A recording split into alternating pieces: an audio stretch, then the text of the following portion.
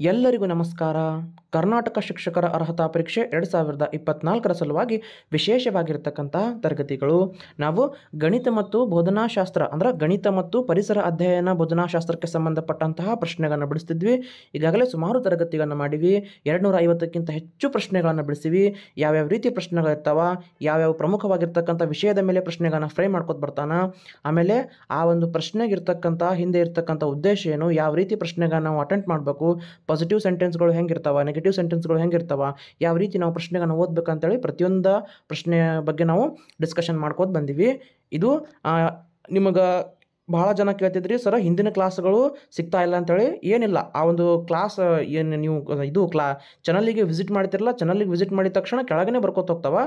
ಇಲ್ಲಿಕಂದ್ರೆ ನಾನು ಈ ಕ್ಲಾಸ್ ಕೆಳಗೆ ಏನು ಮಾಡ್ತೀನಿ, ಪ್ರತಿಯೊಂದು ಬೋಧನಾಶಾಸ್ತ್ರಕ್ಕೆ ಸಂಬಂಧಪಟ್ಟಂಥ ಕ್ಲಾಸ್ಗಳ ಒಂದು ಲಿಂಕ್ಗಳನ್ನು ಕೊಟ್ಟಿರ್ತೀನಿ. ಆ ಲಿಂಕನ್ನು ಪ್ರೆಸ್ ಮಾಡೋದ್ರ ಮೂಲಕನೂ ಆ ಕ್ಲಾಸ್ಗಳನ್ನು ವಾಚ್ ಮಾಡ್ಬೋದು. ಏನು ವರಿ ಮಾಡ್ಕೋಬೇಡ್ರಿ, ಅಲ್ಲೇ ಇರ್ತಾವೆ, ಭಾಳ ವೀಡಿಯೋಸ್ ಏನಿಲ್ಲ.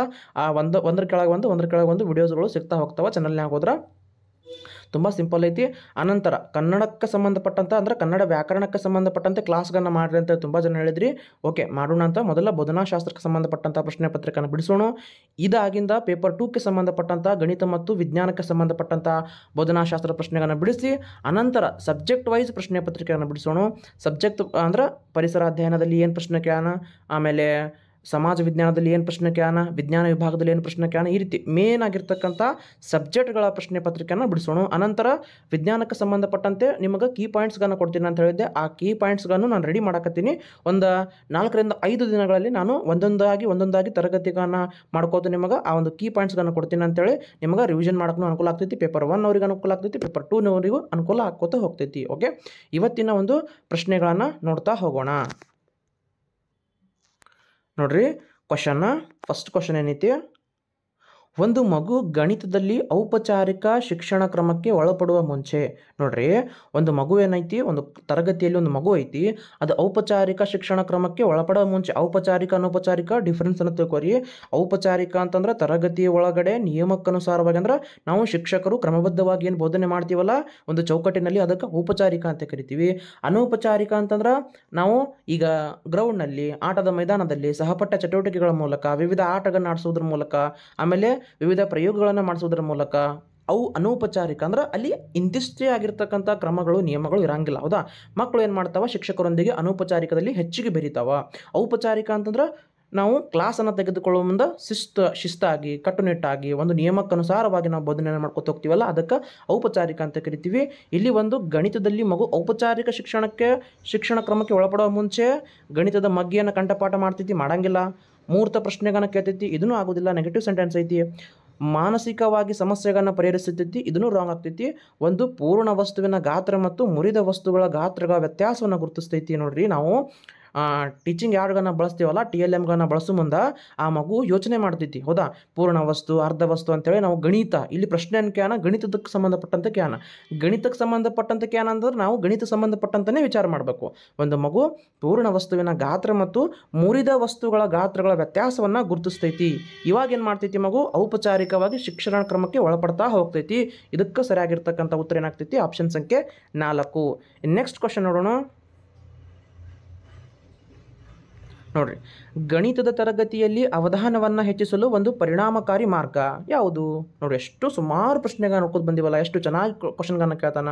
ನೀವೊಬ್ಬ ಶಿಕ್ಷಕರಾಗಿ ಒಬ್ಬ ಶಿಕ್ಷಕನ ಸ್ಥಾನದಲ್ಲಿ ನಿಂತು ಆ ಪ್ರಶ್ನೆಗಳನ್ನು ಓದ್ರಿ, ಎಷ್ಟೋ ಪ್ರಶ್ನೆಗಳನ್ನ ನೀವು ಓದ್ಲಾರ್ದೇ ಆನ್ಸರ್ ಮಾಡ್ತೀರಿ. ಯಾಕಂದ್ರೆ ಅಷ್ಟು ಕೆಪಾಬಿಲಿಟಿ, ಅಷ್ಟು ಸಾಮರ್ಥ್ಯ ನಿಮ್ಮಲ್ಲಿ ಈಗಾಗಲೇ ಬಂದೇ ಇರ್ತೈತಿ. ಯಾಕಂದ್ರೆ B.Edನಲ್ಲಿ ಓದಿರ್ತೀರಿ, ನಿಮಗೆ ಟ್ರೈನಿಂಗ್ನೂ ಆಗಿರ್ತೈತಿ ಆಲ್ಮೋಸ್ಟ್ ನಿಮ್ಮಲ್ಲಿ. ಆದ್ರೆ ಎಕ್ಸಾಮ್ನಲ್ಲಿ ಯಾಕೆ ತಪ್ಪಾಗ್ತವೆ ಅಂತಂದ್ರೆ, ಏನೋ ಒಂದು ಗೊಂದಲಕ್ಕೊಳಗಾಗಿ, ಎಕ್ಸಾಮ್ ಅಲ್ಲಿ ಪ್ರೆಷರ್ ಇರ್ತದೆ, ಏನೋ ಒಂದು ಕೊಠಡಿ ವ್ಯವಸ್ಥೆ ಸರಿ ಇರಂಗಿಲ್ಲ, ತುಂಬ ಜನ ವಿಸಿಟ್ ಮಾಡ್ತಿರ್ತಾರೆ, ಮೈಂಡ್ ಸರಿಯಾಗಿ ಓಡಂಗಿಲ್ಲ. ಅದಕ್ಕೆ ಎಕ್ಸಾಮ್ ಹಾಲ್ದಲ್ಲಿ ನಾವೇನು ಮಾಡಬೇಕು, ಫಸ್ಟ್ ತಾಳ್ಮೆಯಿಂದ ಪ್ರಶ್ನೆ ಏನಕ್ಕೆ ನಾನು ಏನು ಉತ್ತರ ಮಾಡ್ಬೇಕು ಅಂತೇಳಿ ಒಂದು ದಿನದ ಮುಂಚೆನೇ ನೀವು ಪ್ಲ್ಯಾನ್ ಮಾಡ್ಕೊಂಡು ಹೋಗಬೇಕು.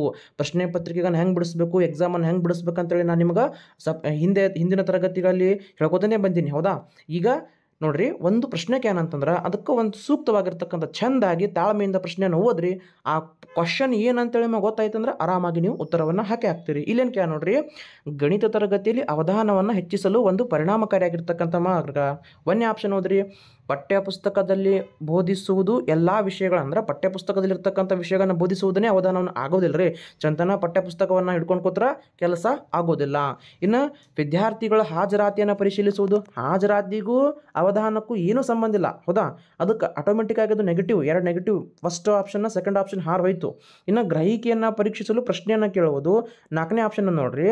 ಶಿಸ್ತನ್ನು ಮೂಡಿಸುವುದು ಅವಧಾನವನ್ನು ಕೇಂದ್ರೀಕರಿಸುವ ಒಂದು ಮಾರ್ಗ, ಬಟ್ ಅಷ್ಟು ಸಫಿಸಿಯೆಂಟ್ ಆಗೋದಿಲ್ಲಲ್ಲ. ಗಣಿತದ ತರಗತಿಯಲ್ಲಿ ನೋಡ್ರಿ, ನಾವು ಈಗ ಕ್ಲಾಸ್ ಮಾಡಕತ್ತೀನಿ, ನಾವು ಪಾಠ ಮಾಡಕತ್ತೀನಿ ಅಂತಂದ್ರೆ ಈಗ ಭಿನ್ನ ರಾಶಿಯ ಬಗ್ಗೆ ನಾನು ಪಾಠವನ್ನು ತೆಗೆದುಕೊಂಡಿನಿ. ಆ ಮಕ್ಕಳ ಗಮನವನ್ನು ನಾನು ತೆಗೆದುಕೊಳ್ಬೇಕಂದ್ರೆ, ನನ್ನ ಕಡೆಗೆ ಗಮನವನ್ನು ತೆಗೆದುಕೊಳ್ಬೇಕಂತಂದ್ರೆ ವಿಭಿನ್ನವಾಗಿ ಪ್ರಶ್ನೆಗಳನ್ನು, ಆ ಗ್ರಹಿಕೆಯನ್ನು ಪರೀಕ್ಷಿಸಲು ಪ್ರಶ್ನೆಗಳನ್ನು ಕೇಳಬೇಕು. ನೋಡ್ರಿ, ಒಂದು ಸೇಬು ಹಣ್ಣು ಐತಿ, ಆ ಸೇಬು ಹಣ್ಣಾಗ ಎರಡು ನಾನು ಓಳು ಮಾಡ್ತೀನಿ, 2 ಓಳನ್ನು ಮಾಡಿ ಎ ಮತ್ತು ಬಿ ಇಬ್ಬರಿಗೆ ಕೊಡ್ತೀನಿ. ಅವಾಗ ಹೆಂಗೆ ಆಗ್ತೈತಿ? ಇದು 1, 2 ಅಂಶ. ಈ ರೀತಿ ಮೌಖಿಕವಾಗಿ ನಾನು ಪ್ರಶ್ನೆಗಳನ್ನು ಕೇಳೋದರ ಮೂಲಕ ಗ್ರಹಿಕೆಯನ್ನು ಪರೀಕ್ಷಿಸಲು ಪ್ರಶ್ನೆಯನ್ನು ಕೇಳುವುದನ್ನೇ ಇದಕ್ಕೆ ಸೂಕ್ತವಾಗಿರ್ತಕ್ಕಂಥ ಆಪ್ಷನ್ ಆಗ್ತೈತಿ. ಮತ್ತು ಕರೆಕ್ಟ್ ಆನ್ಸರ್ನು ಇದೆ. ಹೇಳಿನಲ್ಲ, ಒಬ್ಬ ಶಿಕ್ಷಕನ ಸ್ಥಾನದಲ್ಲಿ ನಿಂತು ನೀವು ವಿಚಾರ ಮಾಡಿರಿ, ಆವಾಗ ಬೋಧನಾಶಾಸ್ತ್ರಕ್ಕೆ ಸಂಬಂಧಪಟ್ಟಂಥ ನಿಮ್ಮ ಯಾವ ಪ್ರಶ್ನೆನೂ ರಾಂಗ್ ಆಗೋದಿಲ್ಲ. ಎಲ್ಲೋ ಒಂದು ಹೇಳಿಕೆ, ವ್ಯಾಖ್ಯಾನಗಳು ಹಂಗೆ ನಮಗೆ ಓದಲಾರ್ದಂಥದ್ದು 10ರಿಂದ 15 ಕ್ವಶನ್ ಪೆಡಗೋಗಿ ಮೇಲೆ ಕೇಳೋಣ ಅಂತಂದ್ರೆ 10 ಕ್ವಶನನ್ನು ನೀವು ಬಿಡಿಸ್ತೀರಿ. ಇನ್ನುಳಿದಂಥ 5 ಕ್ವಶನ್ಗಳೇನಿರ್ತಾವೆ ಸ್ವಲ್ಪ ಬಿರಿ ಇರ್ತಾವೆ. ಬಿರಿ ಅಂದ್ರೂ ನಿಮ್ಮ ಒಂದು ನೋಟ್ಸ್ನಾಗನೋ BEd ನೋಟ್ಸ್ನಾಗನೋ ಅದು ಬಂದಿರ್ತಾವೆ. ನಾ ಏನು ಹೇಳಕತ್ತೀನಿ, ಓದ್ಲಾರ್ದೇ ನಾವು ಪ್ರಶ್ನೆಗಳನ್ನ, ಕೆಲವೊಂದಿಷ್ಟು ಪ್ರಶ್ನೆಗಳನ್ನ ಬಿಡಿಸಬಹುದು. ನಮ್ಮಲ್ಲಿರ್ತಕ್ಕಂಥ ಜನರಲ್ ನಾಲೆಜ್ ಮೇಲೆ, ಕಾಮನ್ ಸೆನ್ಸ್ ಮೇಲೆ ಕೆಲವೊಂದಿಷ್ಟು ಪ್ರಶ್ನೆಗಳನ್ನ ನಾವು ಬಿಡಿಸ್ತೀವಿ. ಅಂಥ ಪ್ರಶ್ನೆಗಳನ್ನ ನಾವೇನು ಮಾಡಬೇಕು, ಸರಿಯಾಗಿ ಓದಿ ಒಮ್ಮೆ ಬಿಡಿಸ್ತಕ್ಕಂಥ ಪ್ರಯತ್ನವನ್ನು ಮಾಡಬೇಕು. ಓಕೆ, ನೆಕ್ಸ್ಟ್ ಕ್ವಶನ್ ನೋಡೋಣ. ವಿದ್ಯಾರ್ಥಿಗಳ ಗಣಿತ ಕಲಿಕೆಯಲ್ಲಿನ ಯಶಸ್ಸನ್ನು ನಿರ್ಧರಿಸುವ ಅಂಶ. ನೋಡ್ರಿ, ಒಬ್ಬ ಮಗು ಐತಿ, ಆ ಮಗುವಿನಲ್ಲಿ ಗಣಿತ ಕಲಿಕೆಯಲ್ಲಿ ಆ ಮಗು ಯಶಸ್ಸನ್ನು ಕಂಡೈತಿ. ಅದನ್ನು ನಾನು ನಿರ್ಧರಿಸಬೇಕು. ಯಾವ ರೀತಿ ಆ ಮಗು ಕಲ್ತೈತಿ ಅಂತೇಳಿ ನಾನು ನಿರ್ಧಾರ ಮಾಡ್ತೀನಿ. ಯಾವ ಅಂಶ ಇಲ್ಲಿ ಸೂಕ್ತವಾಗಿರ್ತೈತಿ? ಆಪ್ಷನ್ಗಳನ್ನು ಓದು. ಫಸ್ಟಿಗೆ, ಒಬ್ಬ ವಿದ್ಯಾರ್ಥಿ ಎಷ್ಟು ಸಮಸ್ಯೆಗಳನ್ನು ಪರಿಹರಿಸುತ್ತಾನೆ ಎಂಬುದರ ಮೇಲೆ, ಅವ ಎಷ್ಟೋ ಸಮಸ್ಯೆಗಳನ್ನು ಪರಿಹರಿಸಲಿ, ಆದರೆ ಅದರ ಮೇಲೆ ನಾನು ಆ ಮಗುವನ್ನು ಅಳೆಯಲಿಕ್ಕೆ ಆಗೋದಿಲ್ಲ. ವಿದ್ಯಾರ್ಥಿಗಳು ಪೂರ್ಣಗೊಳಿಸುವ ಪ್ರಕಲ್ಪಗಳು, ಇದೂ ಆಗೋದಿಲ್ಲ. ನೋಡ್ರಿ, ಸಮಸ್ಯೆಗಳನ್ನು ಪರಿಹರಿಸುವುದರಲ್ಲಿನ ದಕ್ಷತೆ ಮತ್ತು ಸಾಮರ್ಥ್ಯ. ಆ ಮಗು ನಾನು ಕೊಟ್ಟಂತಹ ಸಮಸ್ಯೆಯನ್ನು ಎಷ್ಟರ ಮಟ್ಟಿಗೆ ದಕ್ಷತೆ ಮತ್ತು ಸಾಮರ್ಥ್ಯದಿಂದ ಆ ಮಗು ಏನು ಮಾಡ್ತೈತಿ, ಕಲಿಕೆಯಲ್ಲಿ ಯಶಸ್ಸನ್ನು ಕಂಡೈತಿ ಅಂತೇಳಿ ನಾನು ನಿರ್ಧಾರ ಮಾಡಲಿಕ್ಕೆ 3ನೇ ಆಪ್ಷನ್ ಏನಾಗ್ತೈತಿ, ಸೂಕ್ತವಾಗಿರ್ತಕ್ಕಂಥ ಆನ್ಸರ್ನು ಇದೇ ಐತಿ. ಅಲ್ಲಿ ಸರಿಯಾಗಿರ್ತಕ್ಕಂಥ ಹೊಂದಾಣಿಕೆ ಆಗ್ತಕ್ಕಂಥ ಆಪ್ಷನ್ನು 3ನೇದ್ದೇ. ಓಕೆ, ನೆಕ್ಸ್ಟ್ ಕ್ವಶನ್ ನೋಡೋಣ. ಗಣಿತದಲ್ಲಿ ಅಭ್ಯಾಸ ಲೆಕ್ಕಗಳನ್ನು ನೀಡುವುದರ ಒಂದು ಮುಖ್ಯ ಪ್ರಯೋಜನ. ಈಗ ಗಣಿತವನ್ನು ಕೇಳಿ, ನಾನು ಕುಡ್ಸು ಲೆಕ್ಕವನ್ನು ಇವತ್ತು ಹೇಳಿದೆ ಮಗುವಿಗೆ. ಕುಡ್ಸು ಲೆಕ್ಕವನ್ನು ಹೇಳಿ ಅದಕ್ಕೆ ನಾನು ಏನು ಮಾಡ್ತೀನಿ, ಅಭ್ಯಾಸ ಮಾಡೋಕ್ಕೆ ಲೆಕ್ಕಗಳನ್ನು ಕೊಡ್ತೀನಿ. ಯಾಕೆ ಕೊಡ್ತೀನಿ? ಅದರಿಂದ ಏನು ಪ್ರಯೋಜನ ಆಗ್ತೈತಿ?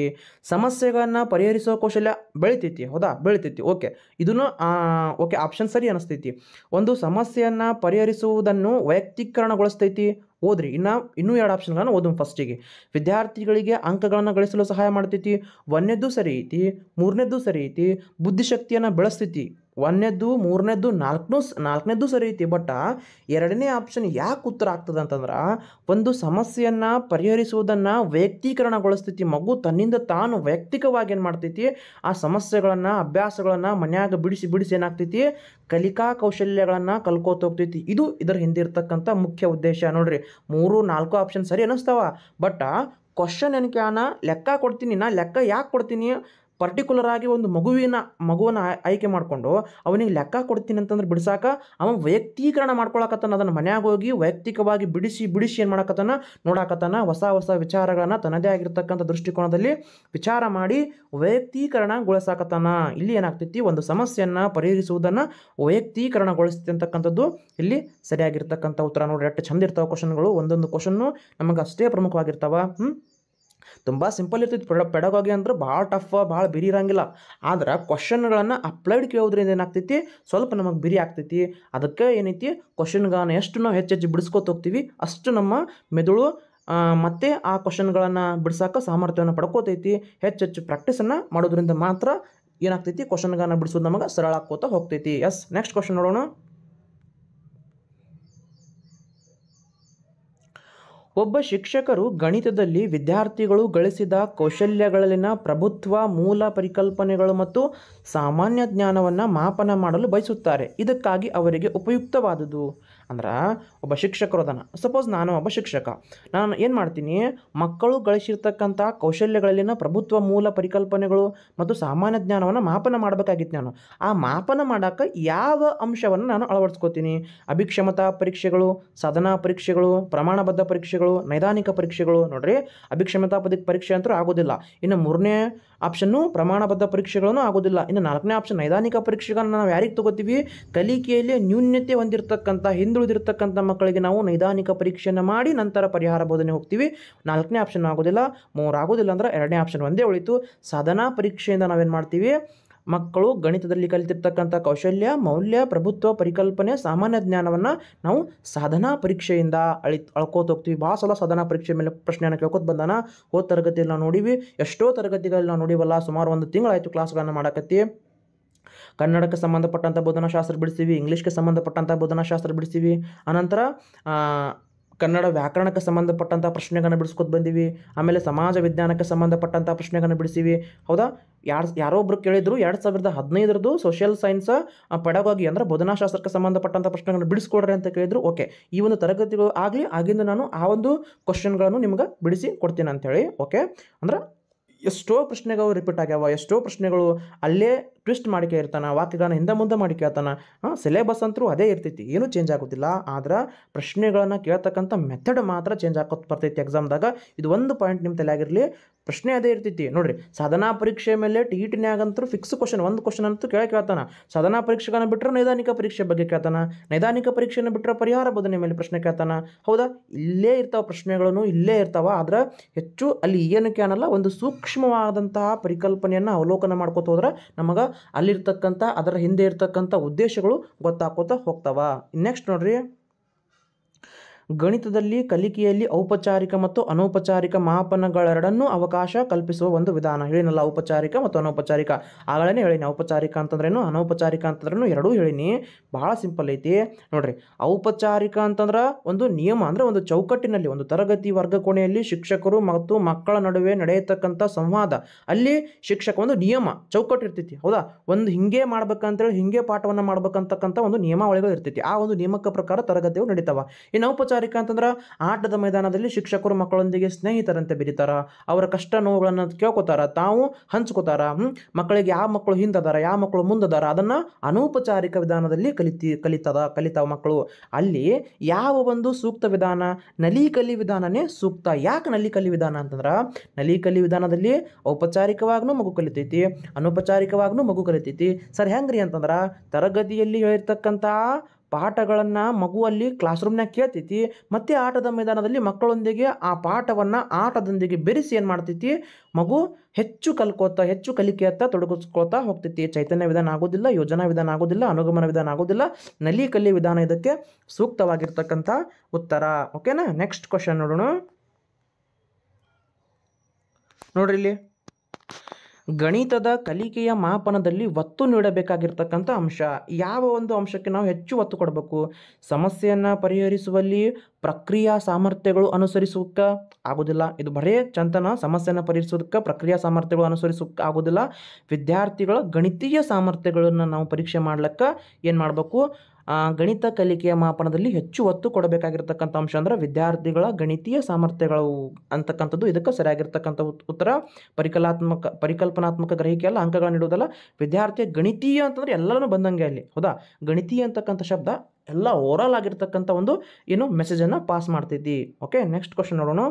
ರಾಷ್ಟ್ರೀಯ ಪಠ್ಯಕ್ರಮ ನೆಲೆಗಟ್ಟಿನ ಅನುಸಾರ ಪ್ರಾಥಮಿಕ ಹಂತದಲ್ಲಿನ ಗಣಿತ ಪಠ್ಯಕ್ರಮವು, ಒಂದು ಕ್ವಶನ್ ಕ್ಯಾನ, ಒಂದು ಸೆಂಟೆನ್ಸ್ ಕ್ಯಾನ್ ಇಲ್ಲಿ. ಅಂದ್ರೆ ರಾಷ್ಟ್ರೀಯ ಪಠ್ಯಕ್ರಮ ನೆಲೆಗಟ್ಟಿನ ಅನುಸಾರ ಪ್ರಾಥಮಿಕ ಹಂತದಲ್ಲಿನ ಗಣಿತ ಪಠ್ಯಕ್ರಮವು ಪರಿಣಾಮಗಳನ್ನು ಮೂರ್ತವಾಗಿ ಅರ್ಥ ಮಾಡಿಕೊಳ್ಳಲು ಅವಕಾಶ ನೀಡುವುದು, ಆಮೇಲೆ ಸರಳ ವಸ್ತುಗಳ ಹೋಲಿಕೆ ಮತ್ತು ಎಣಿಕೆಗೆ ಒತ್ತು ಕೊಡುವುದು, ಅಮೂರ್ತ ಪರಿಕಲ್ಪನೆಗಳ ಜ್ಞಾನವನ್ನು ಬೆಳೆಸುವುದು, ಜ್ಞಾನಾತ್ಮಕ ಅಂಶಗಳು ಮತ್ತು ಪರಿಕಲ್ಪನೆಗಳನ್ನು ಬೆಳೆಸುವುದು. ನೋಡಿರಿ, ಈ 4 ಆಪ್ಷನ್ದಲ್ಲಿ 4ನೇ ಆಪ್ಷನ್ ಸೂಕ್ತವಾಗಿರ್ತಕ್ಕಂಥದ್ದು ಏನಂತಂದ್ರೆ, ರಾಷ್ಟ್ರೀಯ ಪಠ್ಯಕ್ರಮ ನೆಲೆಗಟ್ಟಿನ ಅನುಸಾರ ಪ್ರಾಥಮಿಕ ಹಂತದಲ್ಲಿ ಗಣಿತ ಪಠ್ಯಕ್ರಮ ಹೆಂಗಿರ್ಬೇಕಂತಂದ್ರೆ ಜ್ಞಾನಾತ್ಮಕ ಅಂಶಗಳು ಮತ್ತು ಪರಿಕಲ್ಪನೆಗಳನ್ನು ಬೆಳೆಸಬೇಕು.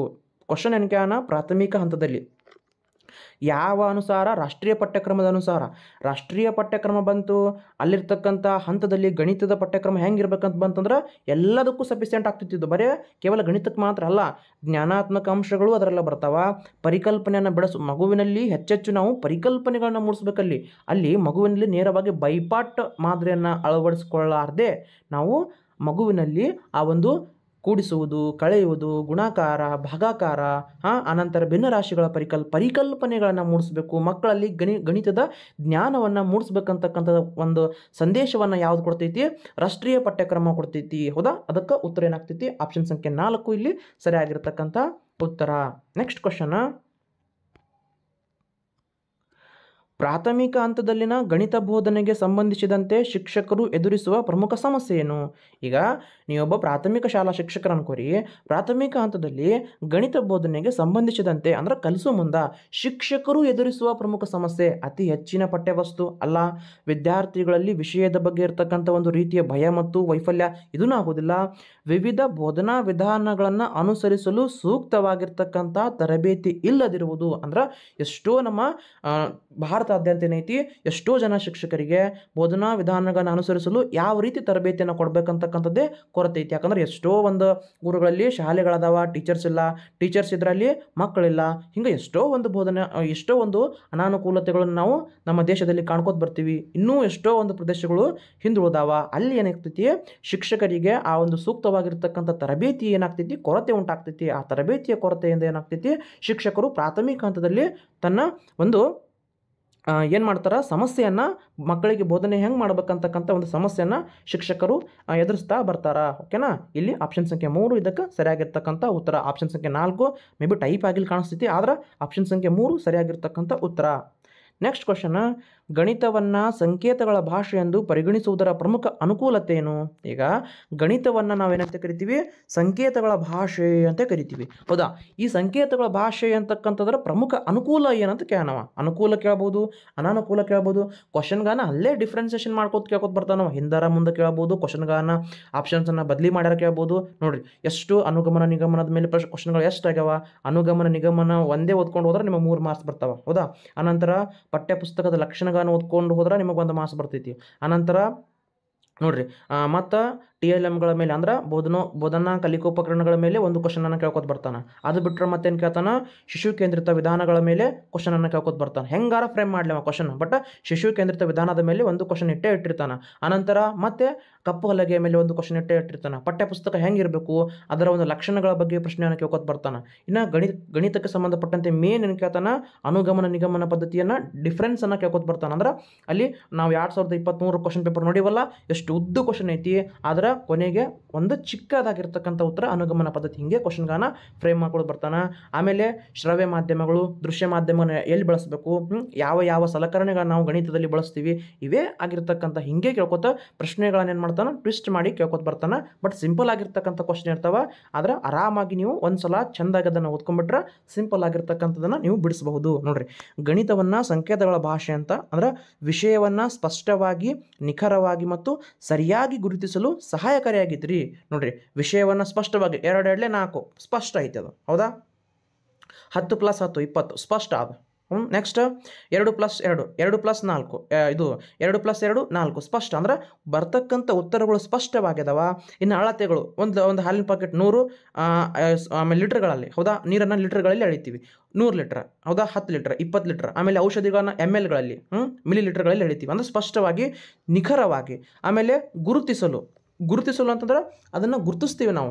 ಈಗ ಈ ಒಂದು ಕೋನ ಹಿಂಗೈತಿ, ಇದು 180 ಡಿಗ್ರಿ ಐತಿ. ಹೌದಾ? ಇದು 180 ಡಿಗ್ರಿ ಒಳಕೋನ, 90 ಡಿಗ್ರಿ ಲಂಬಕೋನ ಅಂತೇಳಿ ಈ ರೀತಿ ಸ್ಪಷ್ಟವಾಗಿ ನಾವು ಗುರುತಿಸ್ಕೋತ ಬರ್ತೀವಿ. ಇದನ್ನು ಗಣಿತ ಸ್ಪಷ್ಟವಾಗಿ, ನಿಖರವಾಗಿ, ಸರಿಯಾಗಿ ಗುರುತಿಸಲು ಈ ರೀತಿ ನಮಗೆ ಸಹಾಯಕಾರಿ ಆಗಿರುವುದರಿಂದ ನಾವೇನಂತ ಕರಿತೀವಿ, ಇದಕ್ಕೆ ಸಂಕೇತಗಳ ಭಾಷೆ ಅಂತ ಕರಿತೀವಿ. ಎರಡನೇದಾಗೋದಿಲ್ಲ, ಸಂಕೇತಗಳನ್ನ ಅರ್ಥ ಮಾಡಿಕೊಳ್ಳಲು ಅನುವು ಮಾಡಿಕೊಡ್ತೈತಿ, ಆಗೋದಿಲ್ಲ. ಇತರ ವಿಷಯಗಳನ್ನ ಅರ್ಥ ಮಾಡಿಕೊಳ್ಳಲು ಓಕೆ ಐತಿ, ಬಟ್ ಅಷ್ಟು ಸಫಿಸೆಂಟ್ ಅದಕ್ಕೆ ಆಗೋದಿಲ್ಲ. ವಿವಿಧ ರೀತಿಯ ಕಲಿಕೆಯನ್ನು ಪ್ರೋತ್ಸಾಹಿಸುತ್ತದೆ. ಹೌದು, ಪ್ರೋತ್ಸಾಹಿಸೈತಿ, ಬಟ್ ಅಷ್ಟು ಸಫಿಸೆಂಟ್ ಆಗೋದಿಲ್ಲ. ಮೇನ್ ಏನು ಥೀಮ್ ಕ್ಯಾನವ, ಸಂಕೇತಗಳ ಭಾಷೆ ಅಂತ ಕ್ಯಾನ. ಸಂಕೇತಗಳ ಭಾಷೆ ಅಂತಂದ್ರೆ ಸ್ಪಷ್ಟ, ನಿಖರ, ಸರಿಯಾಗಿ. ಸ್ಪಷ್ಟ, ನಿಖರ, ಸರಿಯಾಗಿ. ಸರ್ ಅವ ಎಷ್ಟು ಎತ್ತರ ಅದಾನ್ರಿ ಅಂತಂದ್ರೆ 170 ಸೆಂಟಿಮೀಟರ್ ಅದಾನ್ರಿ ಸರ್. ಸ್ಪಷ್ಟ, ಕ್ಲಿಯರ್ ಐತಿ. ಹೌದಾ? ಆನಂತರ ನೀರು ಇಲ್ಲಿ ಎಷ್ಟು ಅದಾವ್ರಿ ಸರ್ ಬರೀ ಇಲ್ಲಿ 20 ಲೀಟ್ರ್ ನೀರು ಅದಾವ್ರಿ, ಸ್ಪಷ್ಟ ನಿಖರ ಸರಿ ಆಗೈತಿ. ಇನ್ನು ಆಮೇಲೆ ನಿಖರ ಅಂತಂದ್ರೇನು ಅಕ್ಯುರೇಟ್ ಆಗಿ ನಾವು ಪರ್ಸೆಂಟೇಜನ್ನು ತೆಗಿತೀವಲ್ಲ, 100ಕ್ಕೆ ಎಷ್ಟು ಪರ್ಸೆಂಟೇಜ್ ತೆಗ್ದಾನ್ರಿ ಅವ, 100ಕ್ಕೆ 98 ತೆಗ್ದಾನ್ರಿ ಸರ್, 625ಕ್ಕೆ 625 ತೆಗ್ದಾಡ್ರಿ ಸರ್. ಸ್ಪಷ್ಟ ನಿಖರ ಸಹಾಯ. ಎಷ್ಟು ಚಂದ ಐತಿ ನೋಡ್ರಿ ಕ್ವಶನ್, ಇದು ಭಾಳ ಇಂಪಾರ್ಟೆಂಟ್ ಆಗಿರ್ತಕ್ಕಂಥ ಪ್ರಶ್ನೆ. ಓಕೆ, ನೆಕ್ಸ್ಟ್ ಕ್ವಶನ್ಗೆ ಹೋಗೋಣ. ಗಣಿತ ಬೋಧನಾ ವಿಧಾನಗಳಲ್ಲಿ ಪ್ರಾಯೋಗಿಕ ಕ್ರಮ ಬೋಧನೆಗೆ ಅವಕಾಶ ಒದಗಿಸುವ ವಿಧಾನ ಅಂದ್ರೆ ಯೋಜನಾ ವಿಧಾನ. ಸಿಂಪಲ್ ಆಗಿರ್ತಕ್ಕಂಥ ಕ್ವಶನ್, ನೇರವಾಗಿರ್ತಕ್ಕಂಥ ಪ್ರಶ್ನೆ ಐತಿ. ಯೋಜನಾ ವಿಧಾನಗಳ ಮೇಲೆ ಪ್ರಶ್ನೆಯನ್ನು ಕೇಳ್ಕೊತ ಬರ್ತಾನೆ ನೋಡ್ರಿ. ನಲಿಕಲಿ ವಿಧಾನ ಮೇಲೆ ಪ್ರಶ್ನೆ, ಈ ಏನು ಆಪ್ಷನ್ ಅದಾವಲ್ಲ ಒಟ್ಟು ಕೋರ್ ಮೇಲೂ ಪ್ರಶ್ನೆ ಆಗ್ಯಾವ. ಗಣಿತ ಬೋಧನಾ ವಿಧಾನಗಳಲ್ಲಿ ಪ್ರಾಯೋಗಿಕ ಕ್ರಮ ಬೋಧನೆಗೆ ಅವಕಾಶ ಒದಗಿಸುವ ವಿಧಾನ ಅಂದ್ರೆ ಪ್ರಾಯೋಗಿಕ ಕ್ರಮ ಅಂತಂದ್ರೆ ಯೋಜನಾ ವಿಧಾನ ಅಂತೇಳಿ ನಾವು ಕರಿತೀವಿ. ಪ್ರಾಕಲ್ಪನಾ ವಿಧಾನ ಅಂತಲೂ ಅದಕ್ಕೆ ಕರಿತೀವಿ. ಆಪ್ಷನ್ ಸಂಖ್ಯೆ 3 ಅದಕ್ಕೆ ಸರಿಯಾಗಿರ್ತಕ್ಕಂತಹ ಉತ್ತರ. ಇನ್ನು ನೆಕ್ಸ್ಟ್ ನೋಡ್ರಿ ಕ್ವಶನ್ ಏನೈತಿ, ಗಣಿತದಲ್ಲಿ ಒಂದು ನಿರ್ದಿಷ್ಟ ಗುಣ ಸಾಕಷ್ಟು ಸಂದರ್ಭಗಳಲ್ಲಿ ಸರಿ ಆಗ್ತೈತಿ.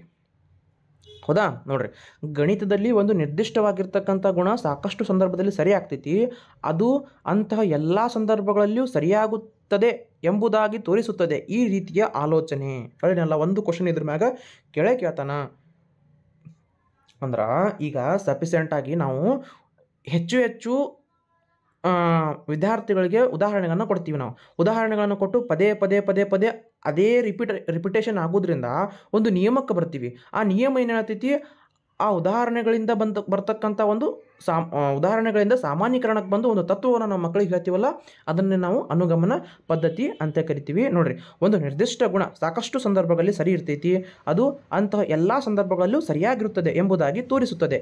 ಈ ರೀತಿಯ ಆಲೋಚನೆಗೆ ನಾವು ಏನಂತ ಕರಿತೀವಿ, ಅನುಗಮನ ಆಲೋಚನೆ ಎಂದು ನಾವು ಕರಿತೀವಿ. ನೆನಪಿಟ್ಟುಕೋರಿ. ಹಿಂಗೆ ಕ್ವಶನ್ನ 2023ನಾಗ ರಿಪೀಟ್ ಆಗೈತಿ. ಇದೇ ಕ್ವಶನ್ ಹೆಂಗೆ ರಿಪೀಟ್ ಆಗೈತಿ ಅಂತೇಳಿ ಇದೇ ಕ್ಲಾಸ್ನಾಗ ಸದ್ದ ಹೇಳ್ತೀನಿ ನೋಡ್ರಿ. 1 ಸೆಕೆಂಡ್ ತಗೋರಿ, ಸ್ವಿಚ್ ಮಾಡ್ಕೊಂಡ್ಬಿಡ್ತೀನಿ ಕ್ವಶನ್ ಅನ್ನೋದು.